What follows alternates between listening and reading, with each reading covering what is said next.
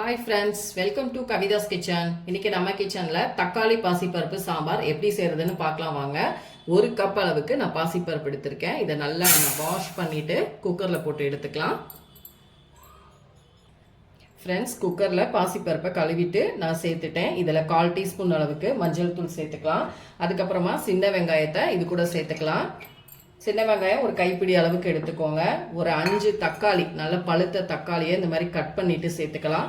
கூடவே 2 பச்சை மிளகாய் இதையும் சேர்த்துக்கலாம்.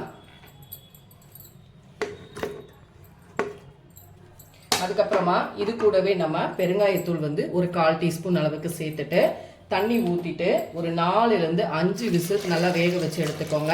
நமக்கு தக்காளி இருக்கிறதே தெரியக்கூடாது. அந்த பருப்போட நல்லா மசிஞ்சிடணும். உப்பு கொஞ்சமாக சேர்த்துக்கலாம். சேர்த்துட்டு இதை நல்லா நம்ம வேக வச்சு எடுத்துக்கலாம். 4லேருந்து 5 விசில். ஃப்ரெண்ட்ஸ், சாம்பாருக்கு நமக்கு பருப்பு வேகிறதுக்குள்ள நம்ம தாளிச்சிக்கலாம். இங்கே பார்த்தீங்கன்னா அடுப்பில் கடாய் வச்சுட்டு எண்ணெய் காஞ்சிருச்சு. ஒரு 2 டீஸ்பூன் ஊற்றிருந்தேன். ஒரு 1/2 டீஸ்பூன் அளவுக்கு நம்ம கடுகு சேர்த்துக்கலாம். கூடவே ஒரு 1/4 டீஸ்பூன் அளவுக்கு சீரகம் சேர்த்துக்கோங்க. இப்போ இது நல்லா பொரியட்டும்.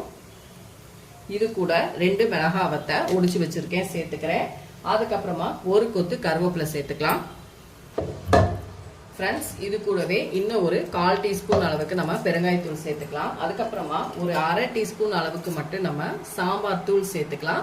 இது உங்களுக்கு விருப்பப்பட்டா சேர்த்துக்கோங்க.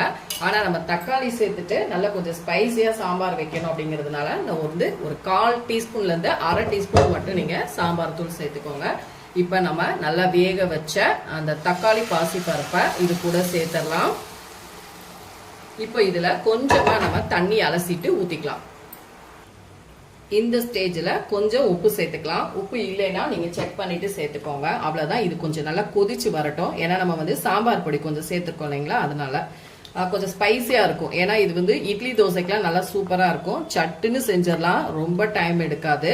இப்போ இது நல்லா கொதிச்சு வரட்டும் ஃப்ரெண்ட்ஸ்,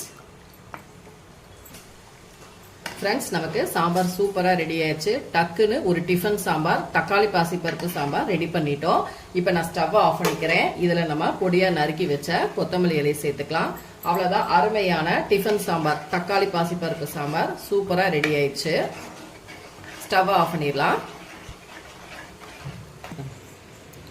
ஃப்ரெண்ட்ஸ், சூப்பரான ஒரு தக்காளி பாசி பருப்பு சாம்பார், இட்லி தோசைக்கு டிஃபன் சாம்பார் ரெடி ஆயிடுச்சு. பாருங்க, நமக்கு தக்காளி எல்லாமே நல்லா மசிஞ்சிருச்சு அந்த பருப்பு வேக வைக்கும் பொழுதே. அதனால 4லேருந்து 5 விசில் விட்டுக்கோங்க. ரொம்ப பர்ஃபெக்டா இருக்கும். கண்டிப்பா நீங்க செஞ்சு பாருங்க. செஞ்சு பார்த்துட்டு என்னோட வீடியோஸை லைக் அண்ட் ஷேர் பண்ணுங்க. மறக்காம கவிதாஸ் கிச்சனுக்கு சப்ஸ்கிரைப் பண்ணிட்டு ஃபேஸ்புக்ல ஃபாலோ பண்ணுங்க. அடுத்த வீடியோல உங்களை சந்திக்கிறேன். தேங்க்யூ. நீங்க இட்லி தோசைக்கு சூப்பரா நல்ல சூடான இட்லி தோசை ஊத்தாப்பத்துக்கு ட்ரை பண்ணி பாருங்க. Okay friends, bye.